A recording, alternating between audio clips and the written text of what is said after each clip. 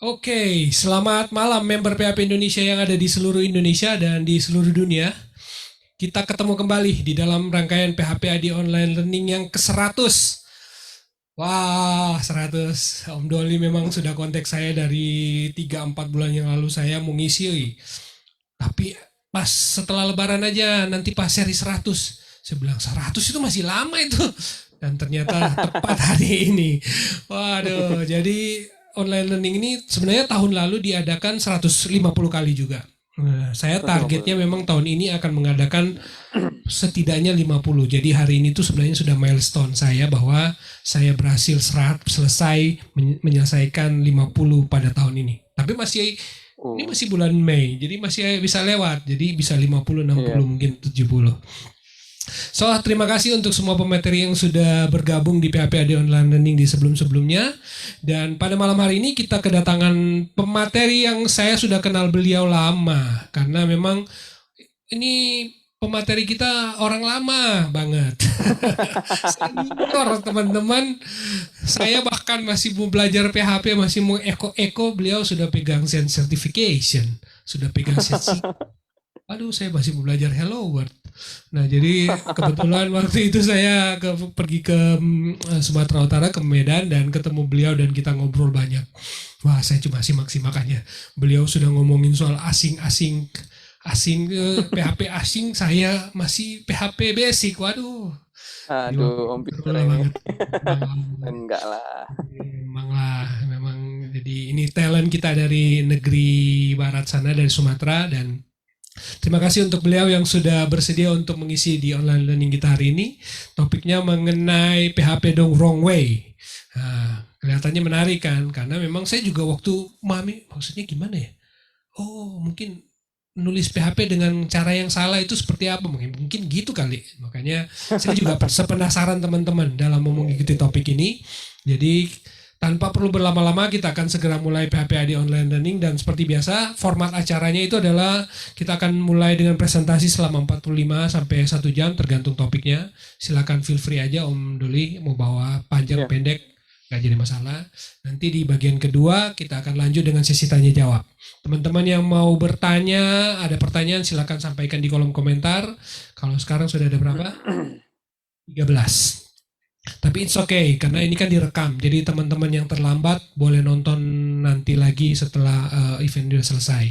Dan PHP AD Online Learning ke-100 ini terselenggara berkat kerjasama PHP Indonesia dengan Kodepolitan, Rumah Komunitas, ID Cloud Host, dan Rig Factory.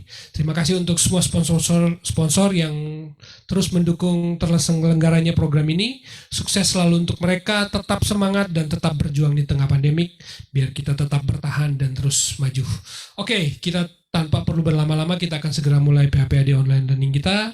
Waktu dan tempat saya serahkan ke Om Aswin. Tunggu sebentar, saya bikin co-host dulu.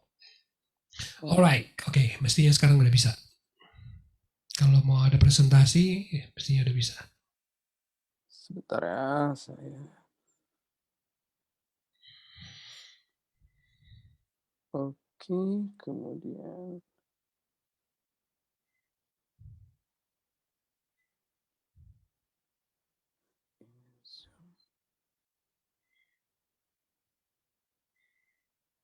saya share screen.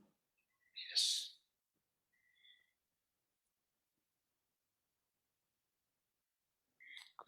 Oke, mantap. Oke.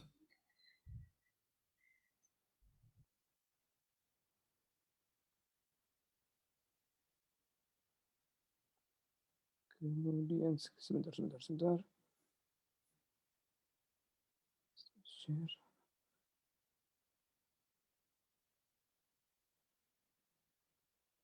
Sebentar ya, Om Peter ya.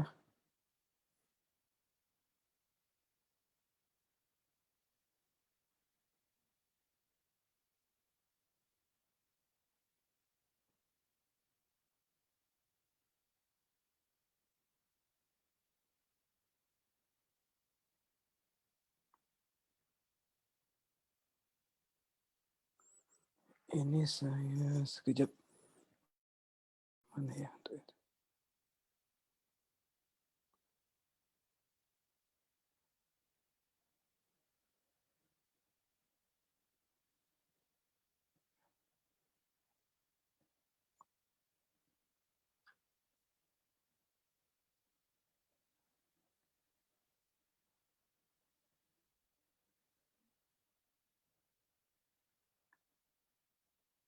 Oke, kelihatan Om Peter?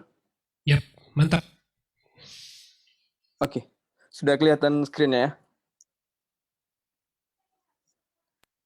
Oke, Bismillah. Assalamualaikum warahmatullahi wabarakatuh. Selamat malam buat rekan-rekan di PHP Indonesia dan juga selamat malam buat Om Peter ya. Terima kasih udah susah payah membuat acara online learning seperti ini ya. Sampai seri ke-100 nih, lumayan. Wah, ini luar biasa nih effortnya. Oke, kali ini saya akan membawakan topik PHP the wrong way. Sebenarnya ini ya kalau PHP the wrong way ini mungkin kedengarannya baru ya. Tapi kalau yang PHP the right way itu udah pernah terdengar lah mungkin. Dan udah ada beberapa kali juga orang yang membahas masalah PHP the right way itu. Nah, kali ini juga saya akan membahas sebenarnya yang dibahas juga PHP the right way. Cuma mungkin dengan pembahasan PHP the right way ini mungkin ya kita ya sebagai programmer yang sudah lama berkecimpung dengan PHP mungkin sadar nih bahwa saya ini selama ini berada memang di jalan yang salah gitu. Sebenarnya bukan salah ya. Saya pun di sini tidak berani menyalahkan begitu kan. Eh, karena memang sama sekali dari PHP sendiri kan nggak ada tuh aturan baku kan Om Peter kan. Kalau coding PHP itu harus seperti ini gitu kan. Harus mengikuti jalannya seperti ini, begini. Itu kan nggak ada kan memang dari PHP-nya sendiri kan. Cuma memang kita di sini mencoba share bagaimana sebenarnya sih best practice untuk menggunakan PHP itu gitu kan. Bagaimana menggunakan PHP itu dalam membangun sebuah aplikasi gitu kan. Ya mungkin nanti dari sini ya ada beberapa topik sih, banyak juga topiknya yang akan dibahas di sini. Nah, nanti saya ada di slide-nya juga. Ada banyak topiknya mungkin ya kita jadi sadar gitu kan bahwa memang selama ini ya wah jalan yang kita tempuh itu kurang tepat gitu kan. Oke, memang ya sebenarnya kalau diurut-urut PHP ini kan sudah lama nih. PHP ini sudah dari tahun 95-an ya, itu dari PHP 1, kemudian 2, 3 saya sendiri itu mulai kenal PHP itu PHP 4, PHP 4 kemudian pindah ke PHP 5. Nah, waktu PHP 5 sendiri juga masih banyak tuh beredar-beredar ya informasi-informasi memang yang udah ketinggalan zaman gitu. Jadi kita masih di PHP 5 cuma codingnya masih gaya PHP 4 ya. Akhir-akhir jadi ya sepertinya memang jadinya bad practice sih dan banyak sih efek-efeknya itu ya yang kodenya itu not secure, nggak aman gitu kan ya. Kalau zaman dulu itu sih yang paling sering itu ya masalah register global. Kalau Om Peter masih ingat ya, ada register global namanya. Jadi kalau dulu kita bisa manggil variabel itu ya nggak peduli mau dia post, mau dia get ya langsung panggil aja gitu kan. Cuma sebenarnya yang best practice-nya kan kita mesti tentukan nih dia variabelnya datang dari post kah atau dari get kah. Nah, seperti itulah kalau zaman dulu ya. Tapi sekarang jadi semakin lama nih semakin banyak nih cara-cara yang beredar di internet itu yang memang kurang tepat lah. Begitulah kira-kira. Nah, jadi di sini saya coba membahas dari PHP the right way beberapa best practice ya dalam menggunakan PHP ya. Jadi PHP the right way sendiri itu bisa dilihat di ini phptherightway.com gitu kan.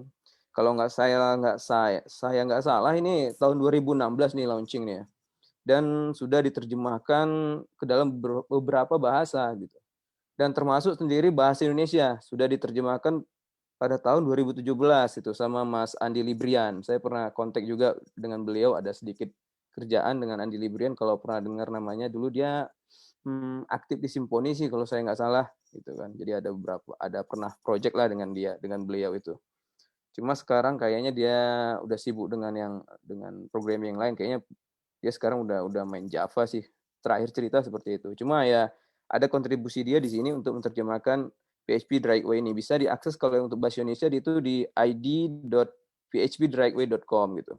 Tapi yang namanya PHP the right way ini kan dia istilahnya living document. Living document itu ya tetap diupdate gitu kan. Sampai sekarang juga kalau di sini saya kemarin terakhir lihat nih last update-nya itu 13 Mei 2021 itu.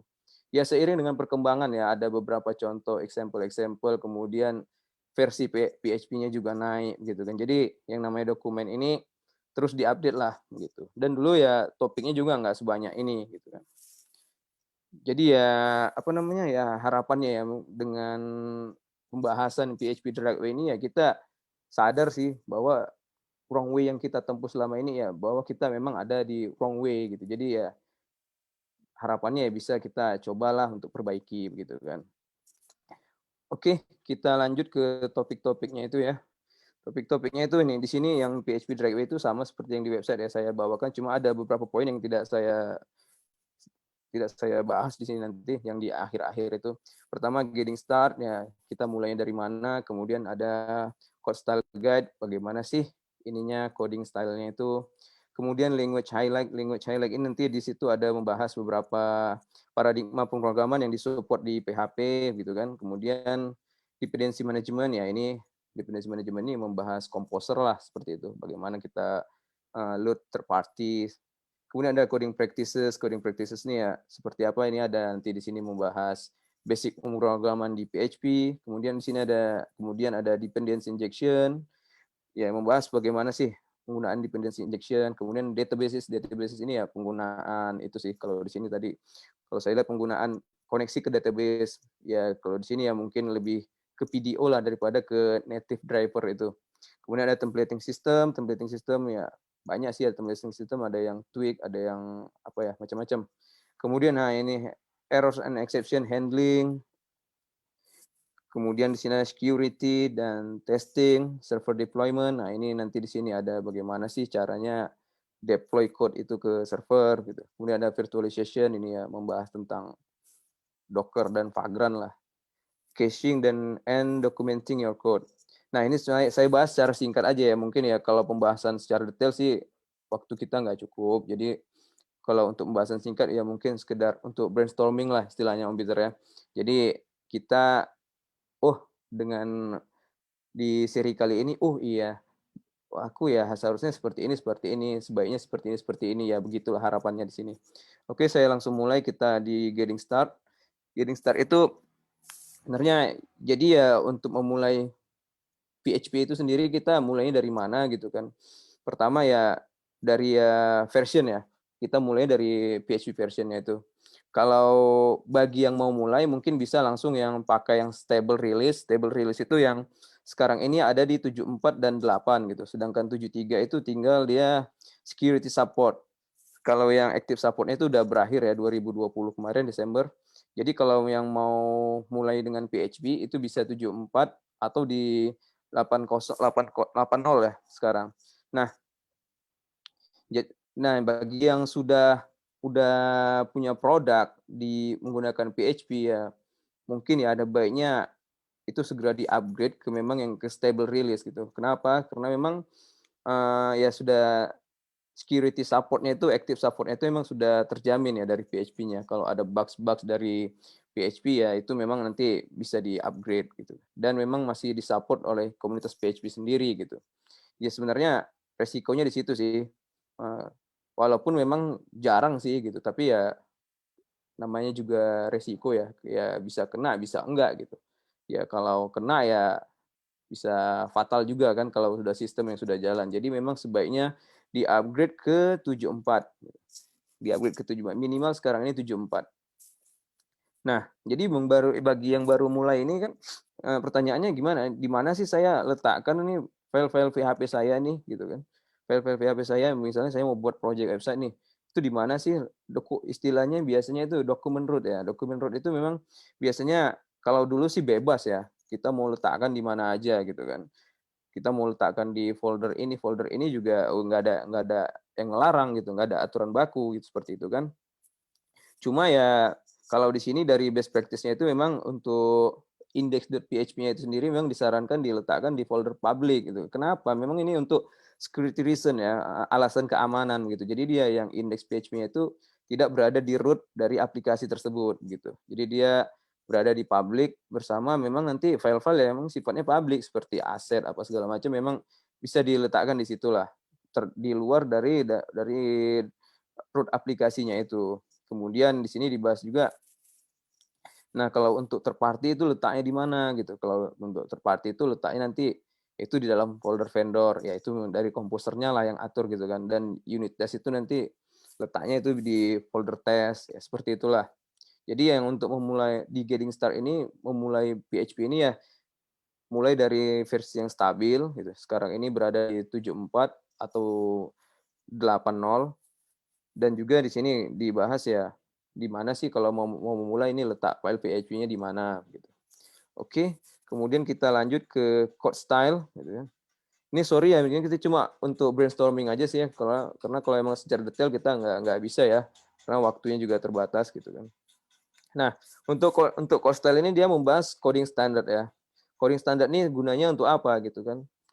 Jadi sebenarnya begini, kalau sekarang ini ya, yang programmer yang nulis code itu tanpa coding standar itu masih ada gitu. Saya di lingkaran saya sendiri pun ada beberapa yang seperti itu ya, programmer lama gitu kan ya. Dia nggak peduli dengan coding standar seperti apa ya, pokoknya ya, ya dialah yang tahu itu gitu kan. Nah, sebenarnya masalahnya itu kan kalau kerja sendiri sih it's okay gitu kan. Tapi ketika dia kerja tim gitu kan, kerja tim itu mulai terasa gitu. Nanti timnya bisa komplain ya, ini gimana sih codingnya gitu. Penulisannya ini gimana sih gitu kan. Kemudian ketika apa namanya? Ketika diimport ke IDE temennya juga nanti bisa acak-acakan begitu kan. Nah, dia mau pakai tab atau spasi gitu kan. Nah, spasinya yang 2 spasi atau 4 spasi. Nah, itu lagi permasalahannya kan seperti itu kan. Makanya dari komunitas PHP itu ada beberapa coding standard yang memang yang digunakan ya. Yang ada yang ini PSR1, ada PSR12, PSR1 112, kemudian ada coding standar Zen, kemudian ada coding standar Symfony, ada, dan yang paling tua nih kalau saya bisa lihat nih, kalau yang saya udah lama lihat nih yang Peer. Peer ini yang zaman-zamannya Peer dulu ya, sebelum ada komposer tuh dulu zamannya Peer. Kalau Om Peter pernah dengar atau kawan-kawan pernah yang sudah lama main PHP ya mungkin tahulah itu Peer itu apa. Jadi ada beberapa standar sih. Kalau saya sih dulu memang ikut Peer, kemudian setelah ada Zen, saya ikut Zen gitu. Kemudian ada juga pernah juga ikut PSR. Jadi ya kalau yang pakai framework mungkin ya dari frameworknya juga ada coding standar ya.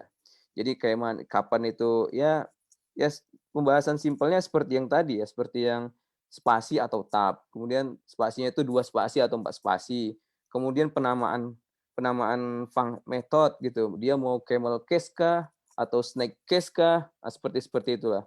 Karena kalau memang campur aduk semua kan ya jadi codingnya itu ya jadi bisa buat bingung kan gitu kan.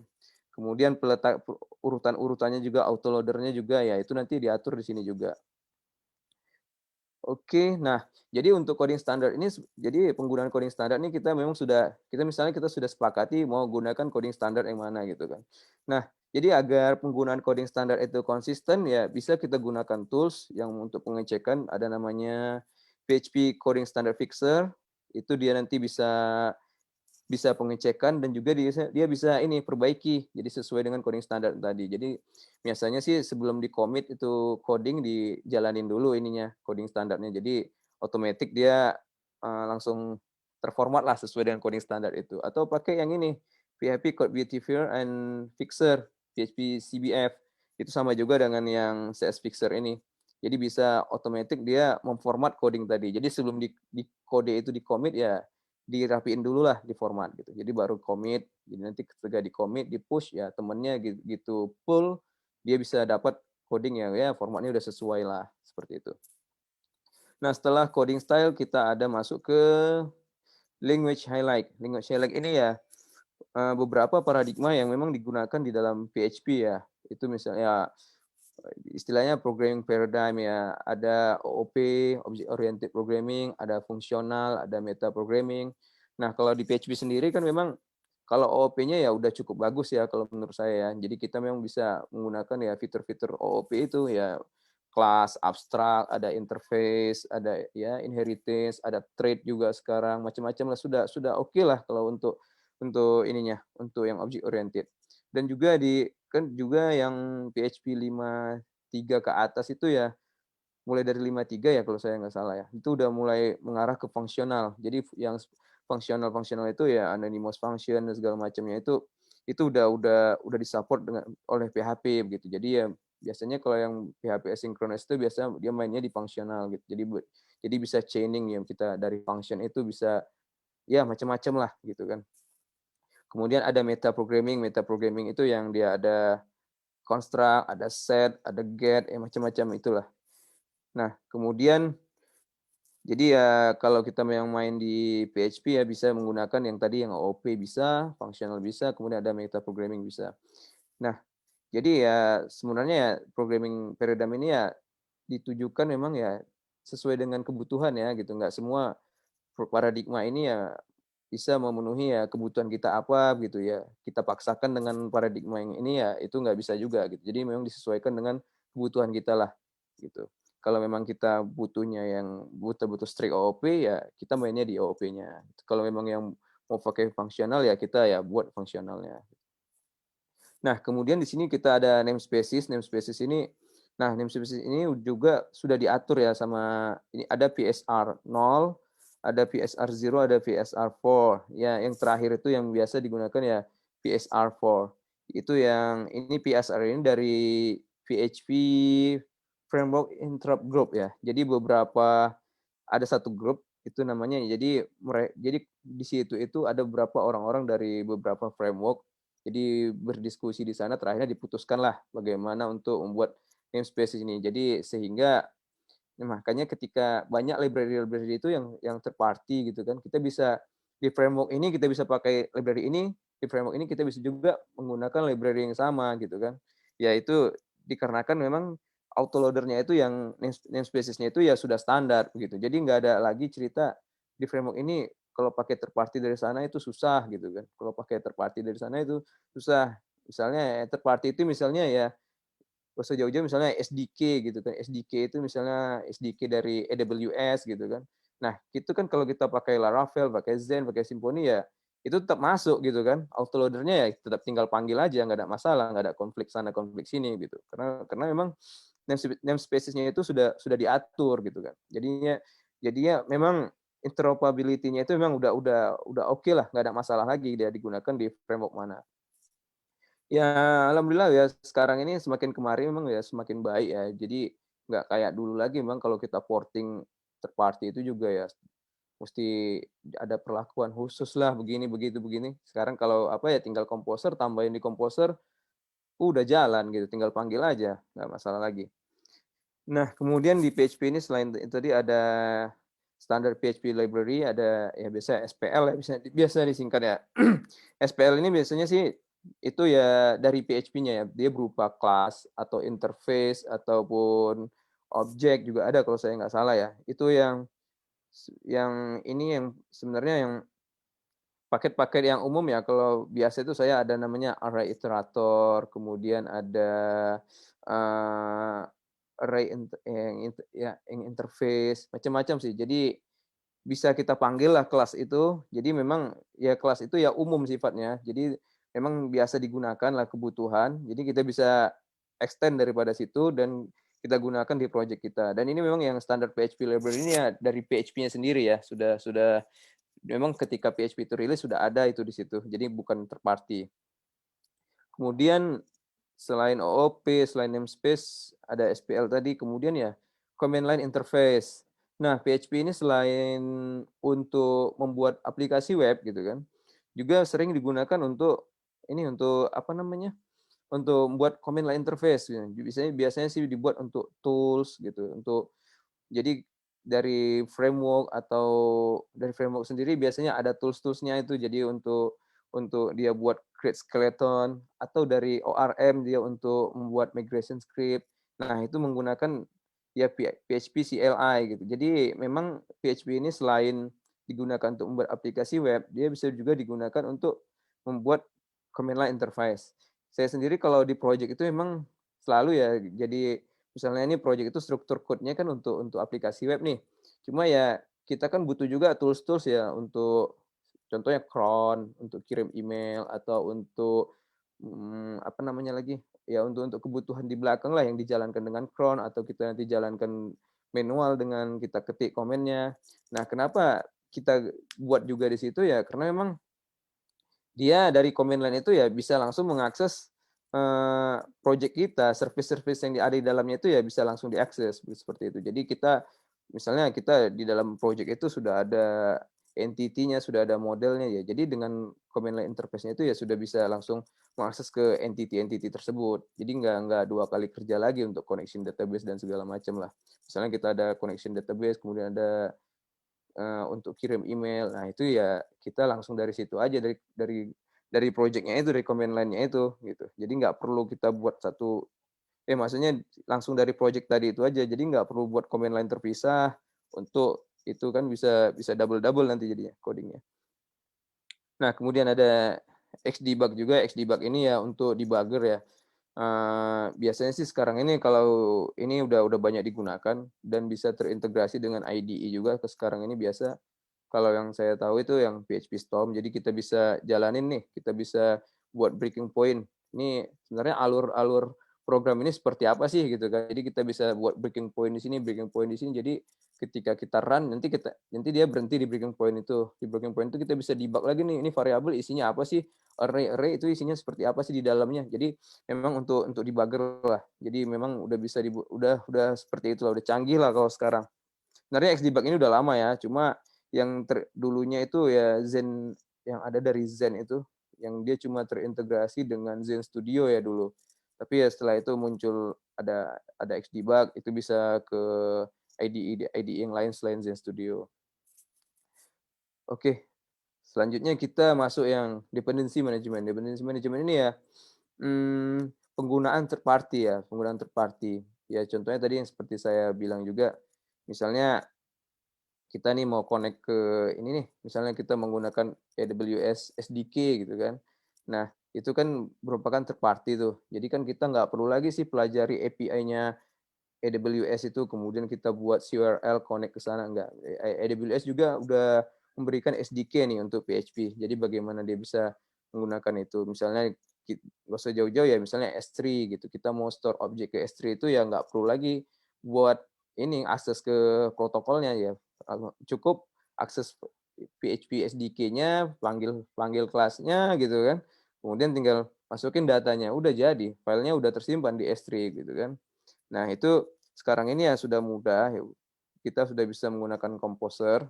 Ya, Composer itu kalau di PHP itu ya seperti NPM-nya ya di Node.js ya, atau bundler di Ruby. Jadi sama sih seperti yang ini. Kalau Composer ya udah umum ya, kalau ada Composer JSON gitu. Kemudian, nah Composer JSON itu ya kita di situ kan paket-paket mana aja sih yang mau diinstal gitu kan. Kemudian ya Composer install itu ya memang untuk kita menginstal paket-paket tersebut lah dependensinya. Kemudian ya setelah diinstal, dia kan nanti ada generate composer log itu, composer log filenya. Nah, jadi memang biasanya sih kalau kalau memang best practice-nya itu yang disimpan di dalam repository itu ya composer JSON dan composer log gitu kan. Jadi vendornya itu nggak masuk gitu. Karena saya ada lihat beberapa orang juga ya sama vendor-vendornya ya dia masukin ke dalam repository. Itu kan jadinya bengkak itu repository. Kemudian kan ya alasannya untuk mengunci paket-paket yang ada dalam situ. Jadi ya nanti kalau tinggal deploy udah nggak ada breaking lagi gitu. Tapi sebenarnya kan itu kan sudah dikunci di composer log. Jadi nanti ketika deploy ya tinggal jalanin Composer install gitu. Kecuali kalau jalanin Composer update ya dia paketnya bakal ngupdate gitu kan. Ya bedanya Composer install dengan Composer update itu di situ. Jadi kalau Composer install itu dia jalanin ya berdasarkan yang file log dari Composer tadi gitu kan.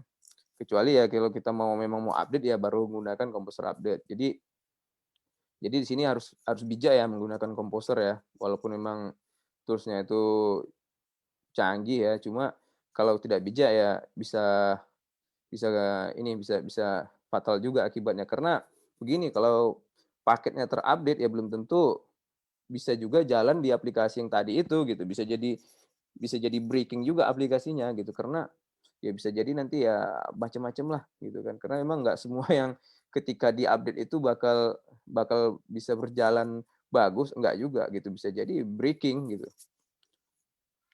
Nah, selain tadi ada Composer, nah ini ada Peer. Peer ini third party juga yang tadi saya ada ceritain di coding standard itu. Nah, Peer kalau zaman dulu sih sebelum ada Composer tuh ada peer namanya. Jadi peer ini juga disupport oleh PHP. Jadi para developer itu bisa buat package, kemudian dia submit ke peer, peer review, nanti mereka publish lah gitu. Installnya juga nanti ada komen lainnya kalau salah peer apa begitu dulu ya. Nah, cuma kalau peer ini dia nggak ini sih ya, kalau kalau Composer kan dia installnya nanti kan dalam vendor itu dalam project kita. Nah, kalau peer ini dia global installnya di dalam include part-nya PHP itu sendiri begitu. Misalnya kita punya satu server nih gitu, kita mau install paket peer yang untuk kirim email misalnya gitu kan. Nah, jadi nanti yang project-project yang lain juga bisa akses itu ke paket yang tadi karena dia installnya global, bukan bukan di dalam struktur project-nya kita itu. Oke, setelah ini kita masuk ke coding practices. Nah, coding practices ini sebenarnya ya cara-cara codingnya sih ya. Sebenarnya ada yang jadi sini banyak juga kalau yang saya ada lihat kemarin tuh seperti itu namanya yang waktu Om Petra itu bahas kan banyak sih programmer PHP ini yang first language-nya itu PHP gitu kan.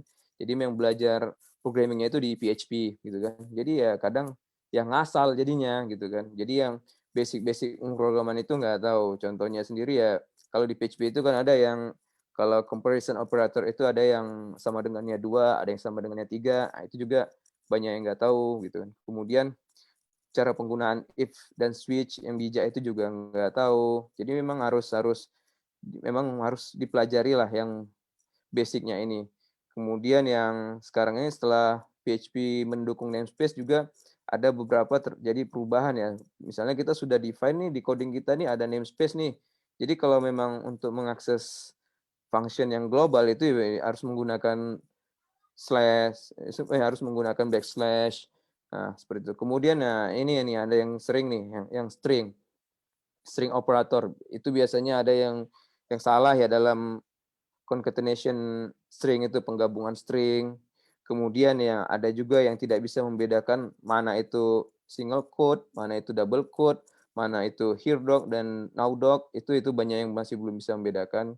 Jadi kadang dia ya suka-sukanya aja pakai single quote, pakai double quote gitu. Nah, kemudian juga untuk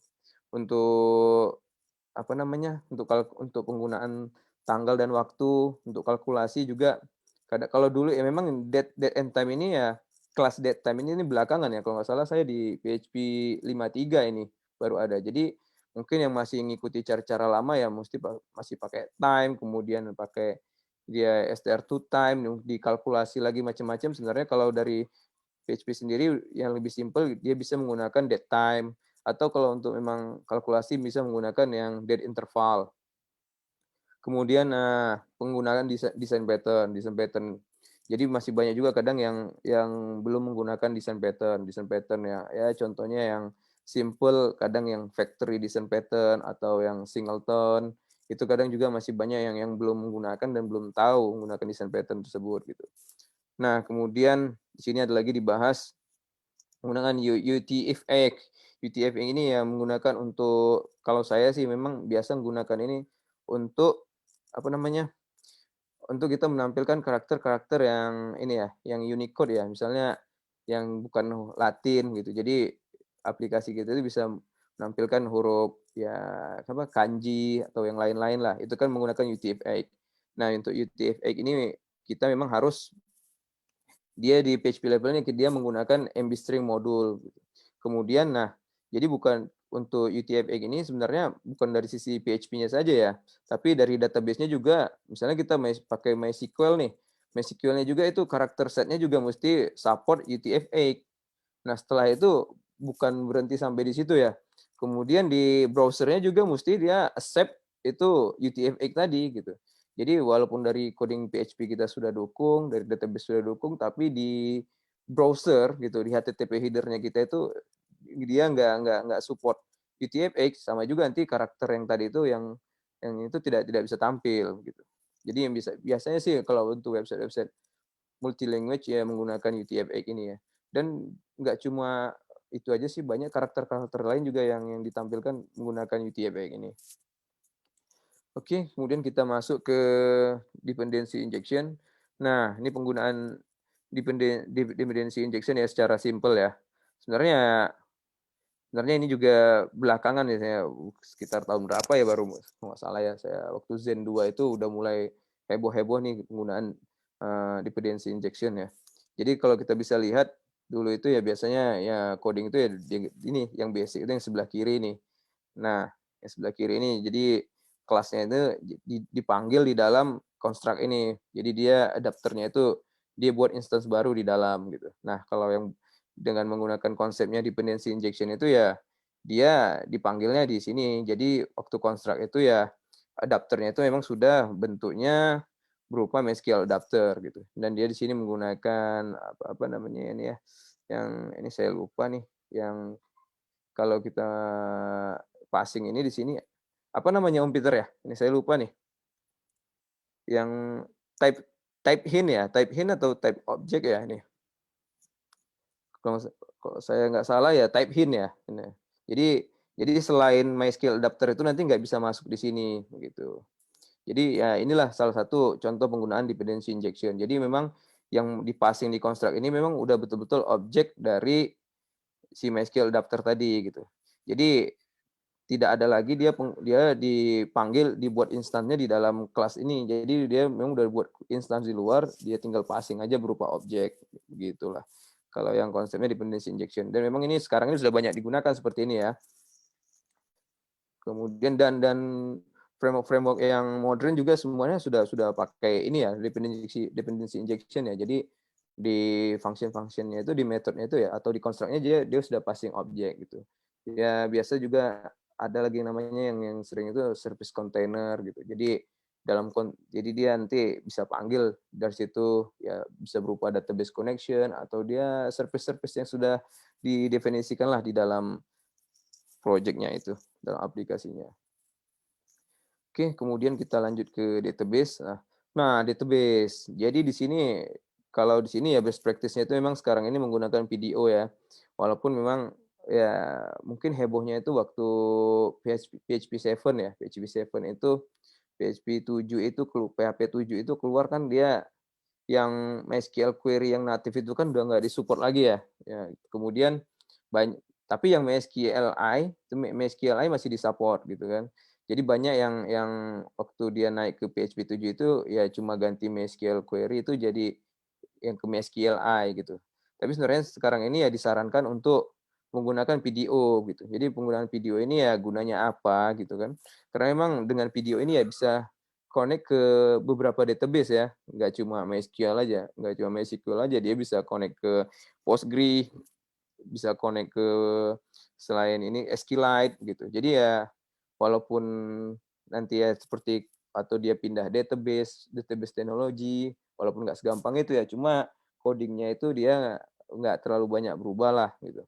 Dan juga yang video ini udah termasuk udah tergolong aman ya, maksudnya udah secure karena memang kita bisa apa namanya bisa passing itunya parameternya itu dia udah ada ininya escaping-nya gitu. Jadi nggak takut lagi kena SQL injection. Nah, kemudian selain menggunakan PDO, PDO ini kan memang basic ya dari PHP ya. Kemudian kita bisa yang ada namanya yang abstraction layer. Abstraction layer ini seperti ORM ya, seperti ORM kalau yang biasa itu ada Doctrine, ada Atlas, ada Propel, ada yang ZenDB, atau banyak yang lain lah yang saya belum sebutkan di sini. Jadi selain kita yang native itu kan PDO tuh. Jadi kalau kita mau yang abstraction layer mungkin dia lebih banyak lagi functionnya sudah bisa begini begitu ya itu menggunakan ORM gitu. Jadi lebih kalau saya sih kalau di framework ya pakainya ORM. Tapi kalau yang untuk native ya itu pakainya ya PDO lah gitu kan. Nah, setelah ini ada templating. Nah, ini templating ini ya gunanya sih ya kalau kalau biasanya sih kalau pakai framework itu memang udah ada templatingnya ya, udah ada templating sistemnya. Jadi memang antara coding itu yang logiknya itu, application-nya itu udah dipisah tuh dengan templatingnya ya. Jadi udah nggak satu code lagi, jadi udah terpisah ada templating system. Nah, cuma kalau yang memang yang mau main native itu ya bisa banyak pilihan sih. Gitu. Kalau untuk menggunakan templating bisa pakai Aura gitu, bisa pakai Blade. Ini Blade ini ya di Laravel ya, kalau saya nggak salah ya, di Blade. Kemudian ada yang Brainy, ada Do, ada Latte, dan macam-macam ini. Nah, di sini dia ya apa namanya? Templating ini dia ada sifatnya yang natif, ada yang compile ya. Yang compile itu ya seperti ini nih yang banyak nih yang compile nih, ada yang Brainy, ada yang Blade, kemudian dulu yang paling lama itu kalau saya nggak salah itu Smarty, ada saya dulu tahun-tahun 2005 pakai Smarty, yaitu dia dia seperti menciptakan bahasa baru sendiri di dalam itu begitu. Jadi memang apa namanya? Jadi untuk mengakses variabel di dalam itu ada looping-nya lagi segala macam itu memang dia seperti bahasa baru gitu. Cuma kalau saya sih biasanya lebih milih yang native ya. Jadi udah memang variabelnya langsung, jadi nggak ada proses-proses untuk parsing itu bahasa yang tadi, yang compile tadi, yang bahasa baru tadi gitu. Dan penggunaannya juga ya kalau udah familiar dengan PHP ya udah enak sih, nggak mempelajari yang bahasa barunya tadi. Karena memang kalau yang compile itu ya dia seperti bahasa baru lah. Gitu. Nah, jadi ya tinggal pilih ya mau pakai templating yang mana ya. Karena memang disarankan memang ya untuk pakai templating system. Jadi antara logic dan view-nya itu memang harus dipisah gitu. Jadi lebih codingnya lebih rapi, lebih teratur dan lebih enak debugnya segala macam. Nah, kemudian kita masuk ke error and exception gitu kan.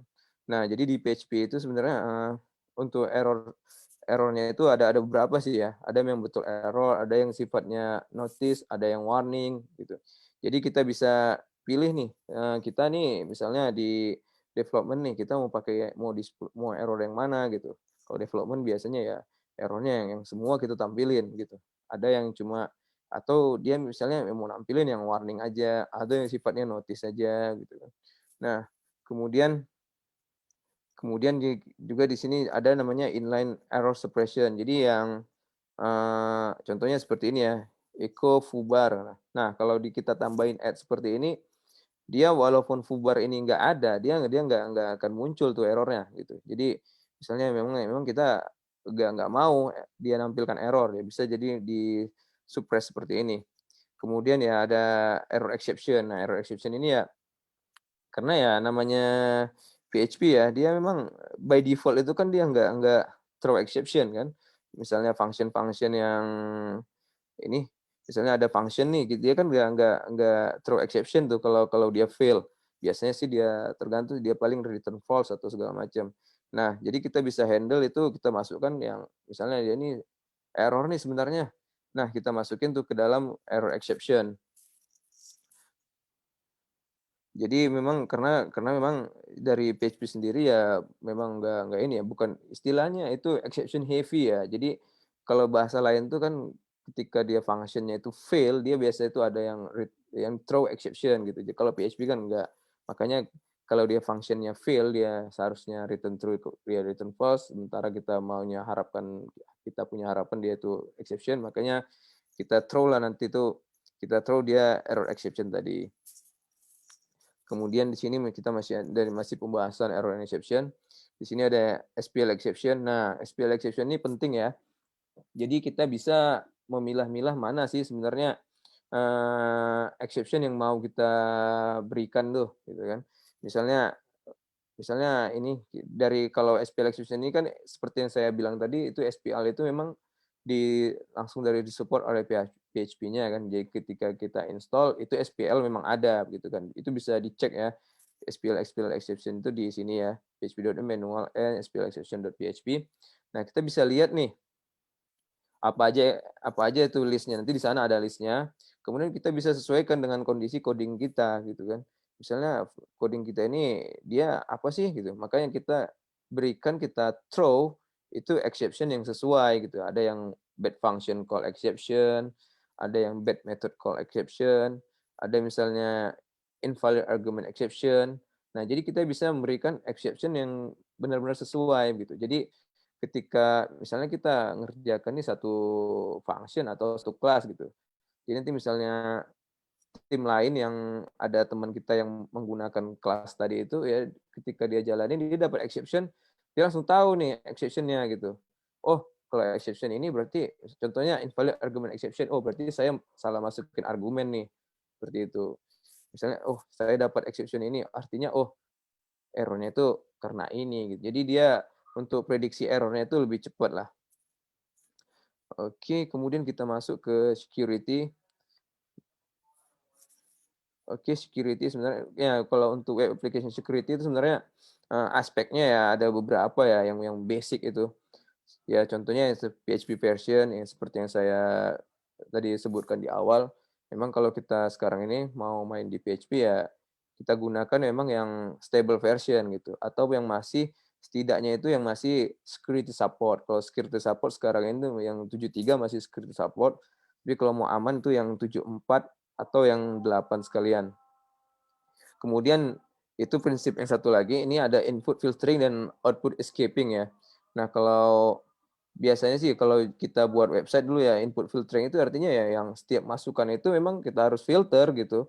Misalnya kita buat form nih, formnya itu ya cuma terima angka, ya udah kita filter memang yang masuk itu yang betul-betul angka gitu, enggak memang ya misalnya dia masukin tuh ada kita maunya dia cuma kasih ini numerik, tapi dia yang masukin tuh alfanumerik, ya kita harus filter itu. Kita berarti ambil numeriknya saja gitu kan. Kemudian ada di sini output escaping. Nah, output escaping ini ya penting ya. Misalnya dia masukin tag-tag HTML begitu, ataupun yang bukan tag HTML ya, atau tag yang sudah dia buat HTML entity-nya itu. Jadi ketika di display kalau dengan echo biasa itu bakal jadi nanti tampilnya HTML gitu. Itu harus kita cegah ya, harus kita namanya output escaping ya. Nah, kemudian ada input validation. Nah, ini sudah ke dalam ininya logiknya ya. Misalnya ya dia masukin tadi seperti yang tadi contohnya ya, kita maunya dia inputnya itu numerik gitu, tapi dia masukin alfanumerik. Nah, dia ada string, ada karakter A, B, C dan ditambah angka. Ya seharusnya kalau kita dengan validasi ya kita berikan ini dong, kasih respon bahwa ini nggak valid nih yang dimasukin.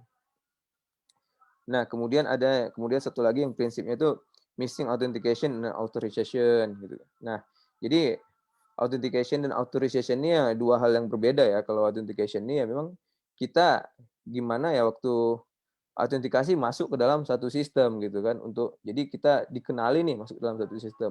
Sedangkan otorisasi ini ya setelah kita dikenali kita aksesnya apa aja gitu. Jadi memang yang keempat ini memang ini prinsip dasar sekali ya untuk sebuah security dalam web application ya. Yang pertama tadi versi dari PHP yang kita gunakan, kemudian input filtering dan output escaping, kemudian yang tadi input validation, dan juga authentication dan authorization. Jadi memang kalau yang validation, authentication dan authorization udah masuk ke application level ya. Kalau yang PHP version itu ya masih ya di sisi servernya, kemudian juga servernya itu seperti apa itu udah operating systemnya juga mesti kita update ya seperti itulah. Nah, kemudian di dalam security ini juga ada termasuk configuration files ya kan. Don't commit sensitive information, credential, API token to repository. Nah, ini kadang yang sering jadi masalah juga ya kalau kita lihat di orang submit code-nya itu ke GitHub atau ke Bitbucket atau yang dia repository public. Di situ nanti ada kelihatan credentialnya, database connection-nya, username, password-nya. Sebenarnya yang seperti itu nggak bisa disimpan dalam repository ya. Itu memang nggak yang disimpan itu paling cuma templating-nya aja ya. Misalnya username kita kasih string kosong seperti itu. Nggak bisa ya API key, API token itu disimpan juga di sana. Itu bahaya. Itu sensitive information ya. Kemudian ya apa namanya konfigurasi itu juga misalnya konfigurasi database kita yang dari sistem itu bisa kita letakkan di public folder ya. Jadi kita nanti ketika ada yang scan atau yang coba-coba itu bisa dapat konfigurasi filenya. Jadi bisa tahu nih database connection-nya seperti apa gitu. Walaupun ya mungkin nggak semudah itu juga dia masuk ke database, mungkin bisa terhalang firewall. Tapi ya informasi-informasi seperti itu kan memang nggak selayaknya ditampilin. Nah, kemudian di sini ada error reporting ya. Nah, kalau di sini kita bedakan nih antara yang development version dengan production. Artinya ketika kita membuat satu project atau satu aplikasi gitu kan, kita kan ada fase development, ada production gitu kan. Nah, kita harus bedakan tuh untuk error reporting-nya. Kalau di development itu ya kita display tuh error-nya gitu kan. Kemudian ya error-nya display, kemudian error reporting-nya juga, kemudian log-nya juga gitu. Jadi ketika ada error kelihatan tuh nanti error-nya di aplikasinya itu apa, misalnya data yang dimasukin atau ini begitulah. Nah, tapi kalau untuk production ya, itu display error itu harus di-setting off gitu. Karena kalau production itu ya nggak mungkin dong kita tampilin error-nya, nanti bisa kelihatan dong ini masalahnya apa sebenarnya. Paling kita bisa bisa apa itu, untuk misalnya terjadi error, kita cuma patokannya itu dari log file ya, dari log file. Jadi kita bisa, debugging-nya itu di log file itu, gitu. Jadi error tuh nggak boleh ditampilin nih di ini, di production gitu, karena bisa jadi celah keamanan juga ya. Nah, kemudian kita masuk ke testing nih, testing. Oke, yang bagi yang memang udah menggunakan unit test ya pasti udah familiar ya dengan PHP unit ya. PHP unit memang yang untuk buat unit test. Kemudian yang untuk functional testing, biasanya functional testing ini kalau bahasa umumnya eh, acceptance testing ya. Jadi biasa digunakan untuk testing suatu fungsional dari suatu aplikasi gitu. Formnya di input, di key in datanya seperti apa begitu, kemudian cetak reporting segala macam. Nah, itu termasuk, pokoknya itu aplikasinya itu ya kita tes, itu namanya functional testing ya. Nah, tapi untuk functional testing sendiri kan sudah ada tools-nya gitu. Sudah ada ya Selenium yang paling lama ini, ingat saya ini Selenium ya, saya udah lama juga sih di Selenium. Kemudian ada satu lagi yang namanya Codeception. Jadi bisa ya misalnya untuk pengisian form itu bisa kita otomasi. Jadi ketika update ya nggak perlu kita berulang-ulang isi form, nggak ya, cukup jalanin Seleniumnya aja gitu. Nah, kemudian kita masuk ke servers and deployment. Nah, untuk servers ya sendiri ya, ada bisa menggunakan PaaS, Platform as Service. Jadi ya kalau Platform as Service ini ya kita nggak perlu pusing sih ya, kita mikirin dia PHP-nya gitu apa ya, kita define aja kita mau gunakan versi berapa, kemudian di dalamnya modul-modul apa aja kita ya. Yang biasanya itu yang kayak support seperti itu Heroku, kemudian Platform Mesa, dan Server Pilot. Jadi ya kalau Heroku mungkin udah familiar ya. Jadi ya kita tinggal git push aja udah aplikasi udah deploy ke sana gitu kan. Nah, kemudian setelah platform as service ada yang itu virtual or dedicated server. Nah, ini yang kita biasa VPS ya. Jadi kita sendiri yang kontrol aplikasi kita, servernya. Jadi kita install kita install PHP-nya, kemudian kita install database-nya, kemudian apalagi yang perlu kita install sendiri, kita configure sendiri. Nah, disitulah dia itu yang biasanya menggunakan yang dedicated server atau virtual private server. Nah, yang terakhir kali opsinya itu ya ada yang menggunakan shared server, itu biasa shared hosting ya. Jadi misalnya website-website yang kecil-kecil ya biasa disimpan ya di shared hosting lah, ya sesuai dengan versi dari PHP-nya ya disesuaikan gitu. Jadi ya untuk deploy aplikasi PHP itu ya macam-macam ya. Ada bisa menggunakan PaaS atau VPS atau dedicated server, atau yang minimal itu ya shared server lah atau shared hosting. Nah, yang jadi di sini kemudian setelah server kita masuk ke deployment. Nah, biasanya sih untuk deploy aplikasi itu ya step-stepnya seperti ini ya. Ya kalau memang pakai dependency manager seperti Composer ya kita load dulu dependensinya, kemudian yang itu ada compilation. Biasanya sih kalau yang masih pakai MVC seperti itu dia ada ini sih ya untuk minify aset misalnya ya yang CSS-nya apa segala macam. Kemudian ada running test. Kemudian bagi yang memang mau pakai documentation, biasanya function-functionnya itu documentation, kelas objeknya biasa pakai PHP doc. Dia di situ juga jalani creating documentation-nya, kemudian di package, kemudian deploy ke server gitu kan. Tapi kalau saya sendiri sih belakangan sudah banyak main di API ya, back-end ya. Jadi ada beberapa step ini seperti compilation, magnification asset ini nggak dipakai gitu kan. Kalau creating documentation juga jarang ya. Nah, paling yang inilah dependency, running test, packaging, and deployment. Ya tergantung project-nya ya. Nah, biasanya sih ya, jadi untuk otomasi itu ada deployment tools ya. Jadi kalau yang dulu-dulu masih pakai FTP, jadi atau SCP atau rsync gitu kan. Tapi kalau sekarang kan udah mudah ya, udah banyak tools-nya ya untuk automation yang ada yang pakai ping bisa, ping ini seperti N-nya di JavaScript, di Java ya, N. Kemudian ada Capistrano, Ansistrano, Deployer, Rocketer. Nah, Capistrano ini kalau nggak salah saya biasa yang make ini yang orang Ruby ya, orang Ruby yang make untuk deployment. Kemudian Ansistrano yang umum PHP, orang-orang PHP pakai itu yang Ansistrano ya, Ansistrano. Kemudian ada deployer, deployer juga ini dari PHP sendiri, dia menggunakan bahasa PHP sendiri, jadi kita config-nya pun pakai PHP sendiri. Kemudian ada Rocketer, Rocketer ini kalau nggak saya yang ini yang Laravel ya. Jadi ya kalau sekarang ini memang idealnya itu ya udah pakai tools-tools seperti ini gitu kan, tools-tools seperti ini. Jadi nggak kayak dulu lagi ya pakai FTP, pakai itu di drag ini apa ya itu kan bisa ini ya bisa ada kesalahan juga waktu deploy-nya gitu kan. Jadi kalau memang idealnya sekarang udah pakai tools, oke, udah tinggal jalanin toolsnya, jalan. Atau ya kalau memang yang mau lebih lebih mudah lagi ya tinggal kalau saya sih pakai Bitbucket ada pipeline-nya ya jalan dari pipeline. Jadi ketika nanti staff saya ada update dia cuma buat pull request aja sih, saya tinggal cek review, oke, ya udah langsung deploy gitu otomatis kan. Jadi nggak ini sih nggak ribet lagi kalau untuk deployment gitu. Nah tapi itu semua juga memang ada step-stepnya sih ya. Ya kalau dia misalnya ada update ke database segala macam ya itu mesti main di ini lagi di apa namanya? Kalau saya sih pakai ORM gitu. Migration tools. Jadi misalnya dia mau upgrade, mau ada penambahan field, ada dia mau penambahan data, ya itu nanti disisipin di migration tools-nya. Nah, kalau untuk kemudian kita masuk ke virtualization ya, yang untuk di sini.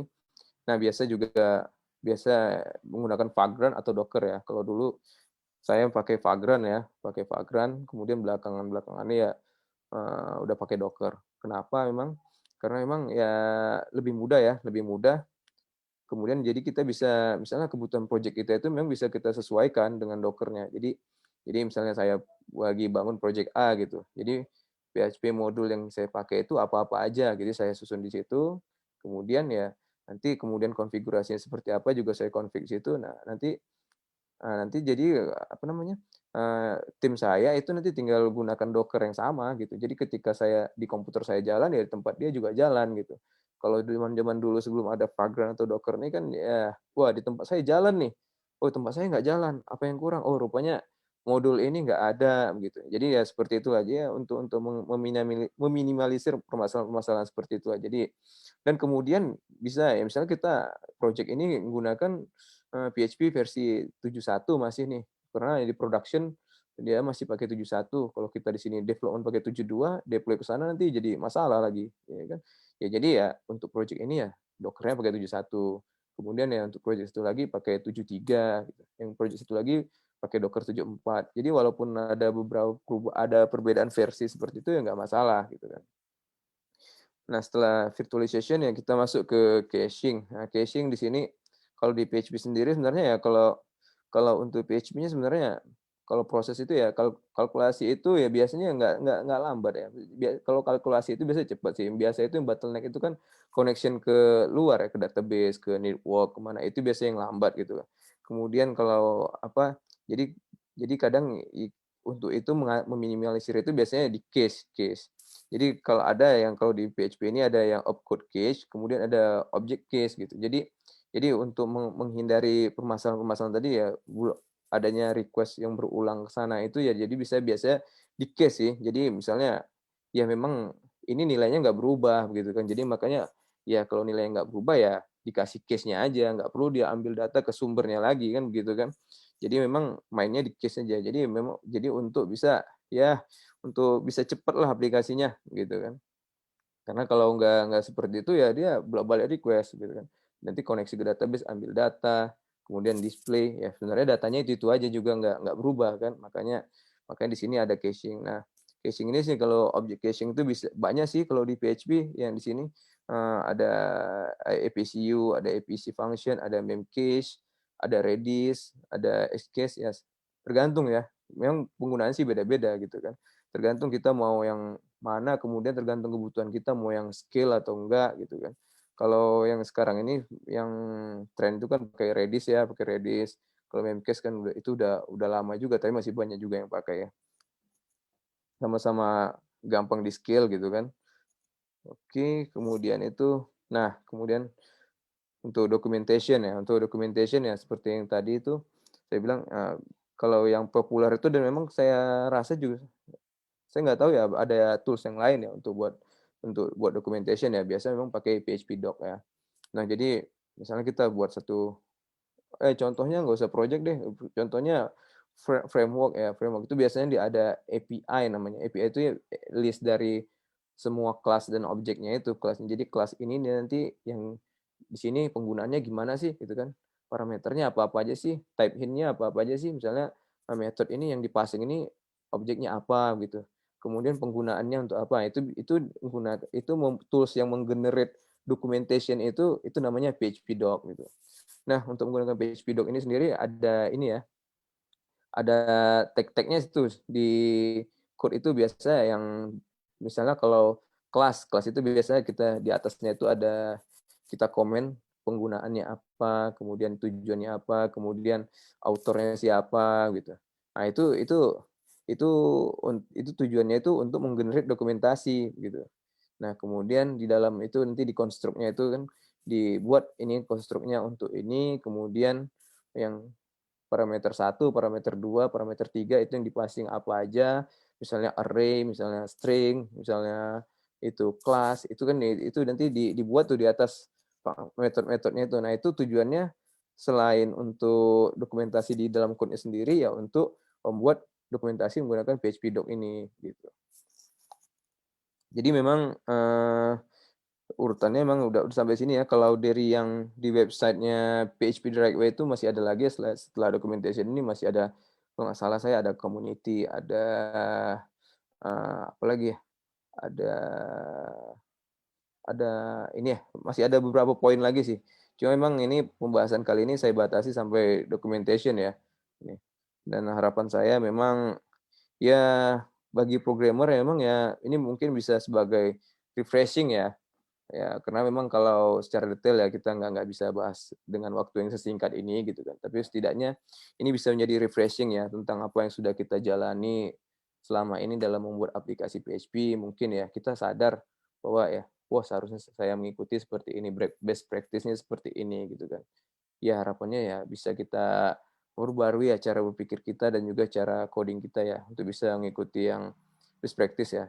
Kembali lagi saya nggak bisa menyalahkan gitu karena memang dari PHP sendiri nggak ada aturan baku ya harus seperti ini caranya, enggak ya, cuma kan ada namanya ya best practice ya, maksudnya yang ideal tuh seperti apa gitu. Walaupun sebenarnya cara yang selama ini dilakukan ya udah jalan, udah running, udah menghasilkan uang segala macam gitu kan, tapi ya memang ya tetapi ya cara ideal itu kan tetap ada gitu. Kalau ya harapan saya ya setelah dari sini mungkin ya sini sebagai brainstorming atau refreshing, jadi sebenarnya saya buatnya seperti ini, seharusnya seperti ini. Seharusnya ya vendor tadi saya nggak perlu masukin ke repo. Oh ya, itu tadi apa namanya, database connection saya masih ada tuh dalam repo gitu. Kemudian, oh iya, error-nya saya masih tampil tuh di production gitu. Jadi ya yang tadi poin-poin tadi ya mungkin bisa sebagai refreshing lah untuk kita semua dan semoga bermanfaat ya apa yang saya share di sini. Oke, saya kira itu aja ya. Mungkin ya saya terlalu cepat ngomongnya, mungkin bisa di flashback lagi lah. Jadi kalau ada yang memang kurang jelas boleh ditanyakan. Karena memang poinnya juga terlalu banyak ya. Tapi ya kembali lagi seperti yang saya katakan ya cuma untuk refreshing aja sih. Oke, Om Peter. Oke. Sudah nih? Sudah. Oh, siap. Oke. Kalau begitu kita akan masuk di sesi tanya jawab nih. Sambil kita menunggu teman-teman mau bertanya, sudah ada sih yang saya lihat sih sudah ada yang bertanya. Ini dari Om Gunawan Wibisono. Tapi sebelum saya ke pertanyaan, kita Om Aswin boleh istirahat sebentar. Karena ada pesan-pesan yang mau lewat dulu. Tidak lama, sebentar ya. Oke, teman-teman semua. PHP ID Online Learning terselenggara berkat kerjasama PHP Indonesia dengan para sponsor. Dalam hal ini dari Kodepolitan. Kodepolitan adalah platform belajar pemrograman secara online dengan berbahasa Indonesia yang dikembangkan khusus untuk membantu generasi muda belajar dan berlatih pemrograman agar kompetitif di era industri 4.0. Nah, teman-teman kan sudah ikutin tuh topik PHP hari ini nih, panjang lebar banget dah. Dan ternyata banyak sekali aspek yang harus kita pelajari untuk PHP itu sendiri. Nah, teman-teman bisa perdalam di Kodepolitan, mereka membuka program membership. Tuh, teman-teman bisa belajar untuk mendapatkan semua program-programnya. Satu kali bayar, semua topik bisa diakses. Dan dari promo dari Rumah Komunitas sebagai pelopor merchandise inovatif di Indonesia, menyediakan custom pakaian sesuai keinginan, berkualitas, dan tanpa minimum order. Nah, kaos-kaos yang saya pakai ini, online learning, terus PHP Indonesia, dan sebagainya itu adalah persembahan dari Rumah Komunitas. Dan dari ID Cloud Host, sebagai penyedia layanan web hosting berbasis SSD cloud hosting dengan berbagai pilihan lokasi data center, dibangun tahun 2015, ID Cloud Host telah melayani kebutuhan dari berbagai segmentasi baik profesional, SME, korporasi besar dengan lebih dari 100.000 customer. Ada promo, teman-teman yang mau punya aplikasi PHP, mau di-upload ke hosting, nah bisa mendaftar di ID Cloud Host. Di Refactory sebagai perusahaan teknologi informasi yang berkomitmen untuk memberdayakan masyarakat dengan mengenalkan mereka pada dunia pemrograman. Indonesia adalah negeri besar dengan potensi sumber daya digital yang dapat berkontribusi dalam transformasi digital dunia. Oke, itu dulu pesan sponsor kita dan kita akan masuk ke sesi tanya jawab. Sudah ada pertanyaan yang masuk dari, waduh, tunggu saya scan dulu ya. Gunawan Wibisono nih komentar. Teman-teman yang lain silakan kalau mau bertanya juga boleh. Ini ada pertanyaan ada komentar sini. Yang pertama dari Om Gunawan. Banyak fungsi dan logik.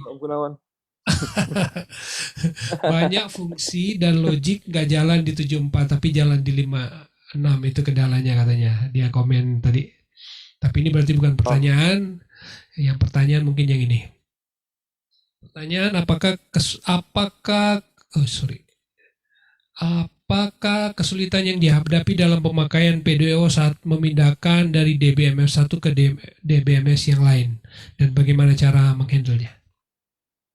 Oh, jadi sebenarnya ya misalnya kita mau pertama kita pakai MySQL ya, kalau kemudian pindah ke Postgre ya. Oke.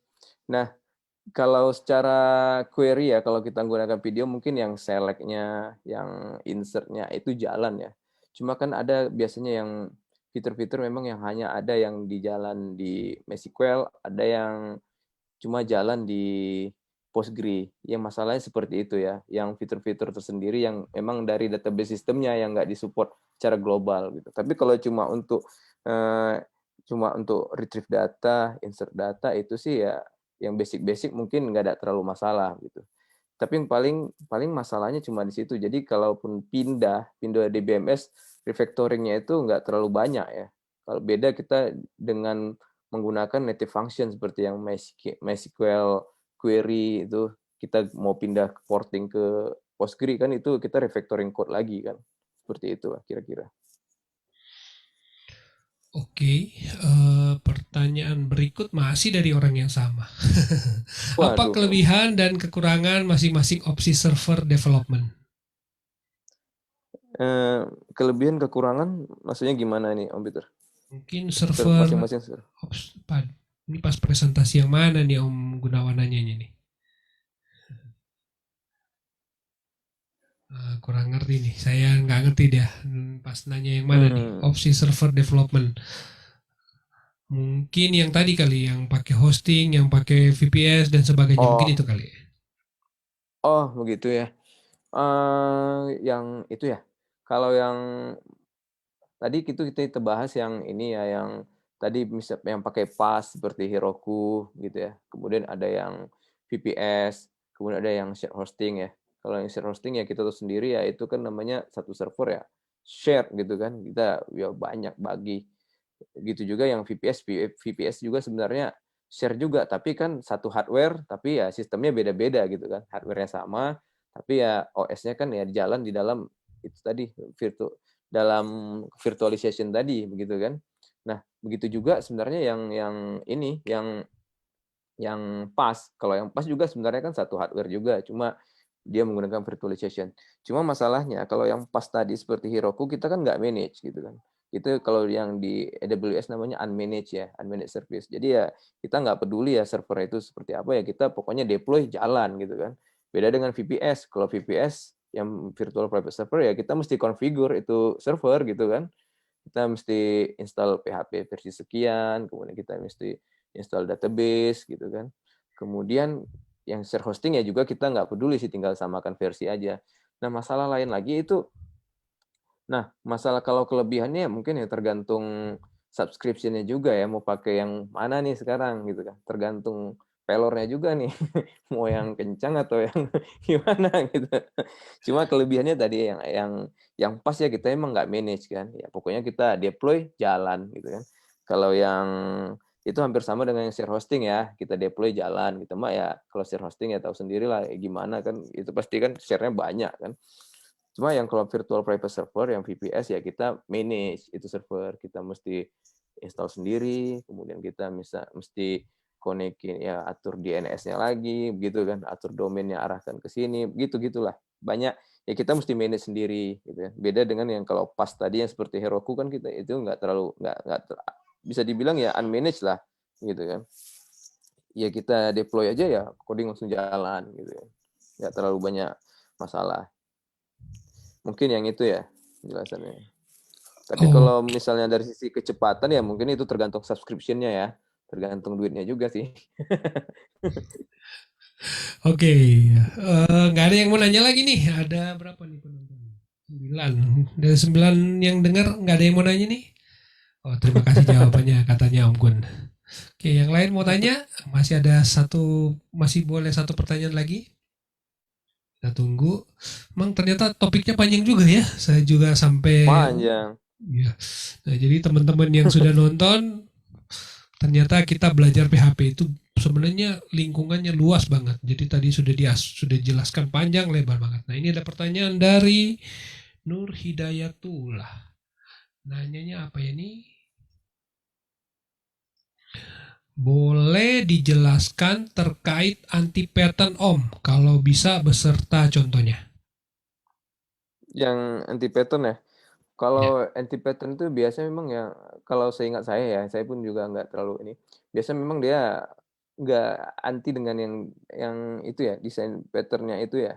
Jadi dia memang gimana ya saya mau bilang ya, anti pattern itu. Jadi memang kalau biasa kan itu ini apa namanya?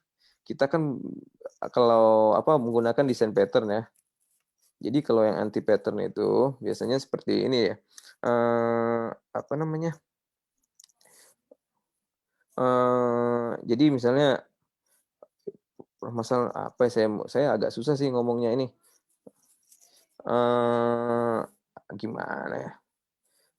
Apa namanya? Jadi dia kalau saya nggak salah sih ini bagian dari desain pattern juga. Saya juga nggak ini.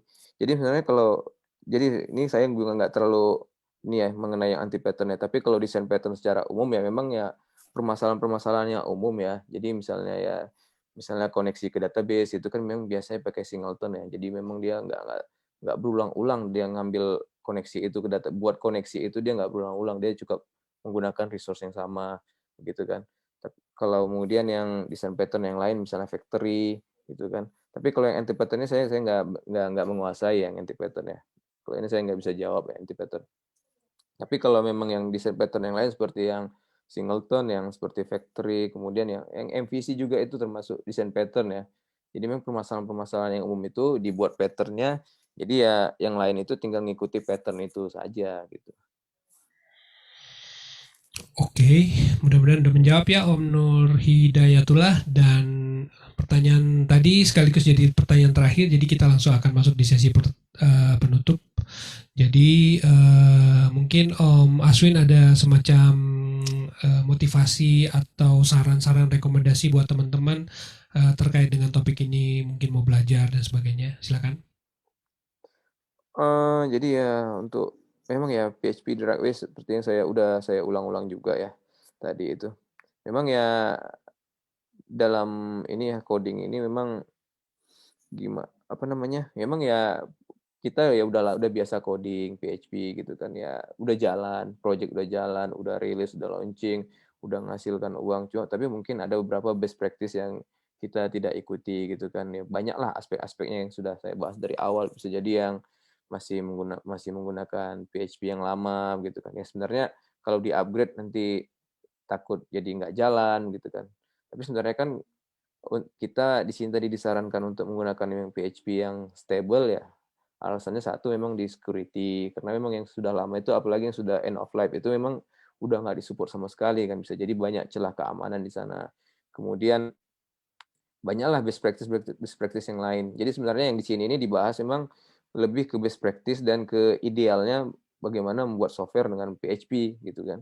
Ya namanya ideal itu ya walaupun memang sebenarnya ya banyak juga yang nggak ngikuti tetap sukses gitu kan. Tapi ya idealnya kan seperti ini gitu. Ada juga yang udah buat seideal mungkin tapi ya nggak sukses juga gitu. Maksudnya ya projectnya ya nggak sukses, nggak menghasilkan uang. Cuma ya setidaknya dalam mengembangkan project itu ya udah mengikuti cara yang ideal gitu kan. Sehingga jadi ketika dikembangkan, ketika bekerja sama dalam tim itu udah tidak terlalu jadi masalah gitu kan. Seperti tadi kalau misalnya kita dalam tim itu kan saya bahas juga mengenai coding standar gitu. Kalau tanpa menggunakan coding standar itu kan bisa berantakan tuh kerjasama dalam timnya juga bisa repot gitu kan. Nanti si A dia wah ini coding kok seperti ini dia buat gaya baru semua yang lain semua buat ya makanya jadi berantakan gitu. Ketika hire developer baru lagi ya wah ini gimana nih coding nih saya nggak ngerti gitu. Nah, begitu juga yang menggunakan tadi yang Docker. Nah, itu kan memang itu tujuannya memang idealnya kita menggunakan itu karena tujuannya memang ya agar lebih mudah gitu kan. Jadi nggak ada lagi alasan ya ini di komputer saya jalan, komputer dia nggak jalan ya itu terserah dia lah mau buat gimana gitu kan ya nggak bisa seperti itu juga gitu kan. Ya kalau dulu saya pernah juga mengalami itu gitu ketika dilimpahin satu project wah ini setupnya gimana nih coba setup 1 hari 2 hari oke jalan gitu. Terus ada program baru masuk lagi dikasih seperti itu setup sendiri seminggu nggak jalan-jalan juga gitu kan. Jadi kan jadi susah gitu kan. Jadi memang idealnya ya menggunakan Docker gitu. Kemudian ya menggunakan video atau menggunakan ORM yaitu ada ini juga ada tujuannya juga ya agar lebih mudah koneksi ke database, berinteraksi dengan database. Kemudian deployment juga idealnya menggunakan tools seperti ya tadi Azistrano, ada deployer gitu ya. Kemudian tadi yang basic-basic pemrograman ya itu semua kan idealnya. Kita kan di sini bicara idealnya gitu kan. Jadi ketika kita sudah tahu yang cara yang idealnya itu berarti kan kita sudah tahu posisi kita sekarang berada di mana gitu, ada di jalan yang ideal atau di jalan yang salah begitu kan. Ya atau kita tidak usah sebut salah lah, tapi jalan yang memang tidak ideal lah. Gitu. Ya jadi harapannya ya kalau saya sih ya mudah-mudahan dengan materi kali ini ya kita bisa ya merefresh cara kita gitu, merefresh pengetahuan kita bahwa memang ada cara yang ideal gitu kan. Walaupun ya memang kita selama ini udah coding udah sukses udah segala macam ya, tapi mungkin ya bisa diperbaiki lagi dari sisi development-nya, dari sisi pembuatan codingnya, penulisan codingnya, begitulah kira-kira Om Peter. Oke, kalau ada teman-teman yang pingin kenalan, pingin kontak, pingin ya tanya-tanya sama Om Aswin, kira-kira bisa kontak kemana? Oh, bisa ke email ya. Email saya yang itu doli.aswin@gmail.com atau yang di Facebook juga kan ada yang Om Peter tag itu. Oke. Yes, oke. Teman-teman yang mungkin pingin kenalan, pingin tanya-tanya lebih lanjut, ada Om Aswin cukup aktif di Facebook, jadi nanti bisa diskusi langsung di sana atau tag aja di kolom komentar nanti di video ini kalau teman-teman mau bertanya nanti Om Aswin akan tanya. Jawab. Oke, baik. Dengan demikian berakhir sudah PHP-AD Online Learning seri yang ke-100 kita pada malam hari ini, dan sebagai pengumuman PHP-AD Online Learning 101 kita akan ketemu minggu depan dengan topik terkait HR. Saya ada Nodong dari Git Hunter Jadi mereka akan bawa topik di PHP ID online learning mengenai career preparation. Jadi teman-teman yang mungkin pingin mengembangkan karir, karena memang Geek Hunter spesialisasinya di rekrutmen IT. Jadi mereka sangat tahu banget bagaimana caranya kita harus mempersiapkan karir kita untuk masa depan kita yang lebih baik. Jadi nantikan di minggu depan tanggal 27 jam 7 di tempat yang sama. Dan masih ada undangan untuk teman-teman yang mau jadi pemateri. Silakan isi form di s.byphp.id/jadi-pemateri. Ada form di sana, teman-teman bisa isi form. Masih terbuka waktu yang sangat panjang sampai dengan akhir tahun ini. Karena saya akan tetap menggelar program ini seterusnya selagi saya mampu. Jadi teman-teman, ayo ngisi terus, kita berbagi ilmu.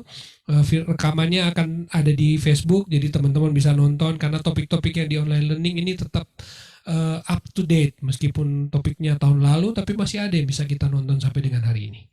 Oke, ucapan terima kasih juga untuk Om Irfan Maulana dan Carikbot, dalam hal ini Om Luri Darmawan yang sudah membuat website Ajari Coding. Teman-teman bisa lihat di sana ada website pembelajaran yang bagus di Ajari Coding. Link-link yang bagus bisa teman-teman temukan di sana, dan juga ada online learning yang mencakup video-video yang rekaman dari PHP ID Online Learning 1 sampai dengan 100 pada hari ini. Kalau misalnya teman-teman bingung, waduh banyak bener, saya mau lihat yang topik-topik yang penting aja yang sesuai dengan interest saya. Follow Carik di Telegram, di Line, di berbagai sosial platform lainnya, dan tinggal ketik aja, Carik saya mau cari tahu PHP ID Learning OOP, karena dia sudah support Natural Language Processing, jadi bisa berkata-kata seperti kita ngomong non natural. Jadi cari PHP ID Online Learning OOP dong, PHP ID Learning PHP, teman-teman bisa follow ke Carikbot.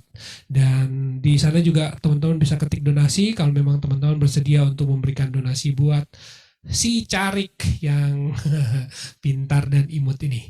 Oke, dengan demikian berakhir sudah PHP ID Online kita pada hari ini, dan sukses selalu untuk Om Aswin yang sudah berbagi cerita dengan kita. Memang luar biasa. Sukses ya. Kita akan bertemu lain waktu, dan terima kasih untuk para sponsor, untuk semua peserta pemateri dan pengurus PHP Indonesia. Salam sukses, tetap semangat.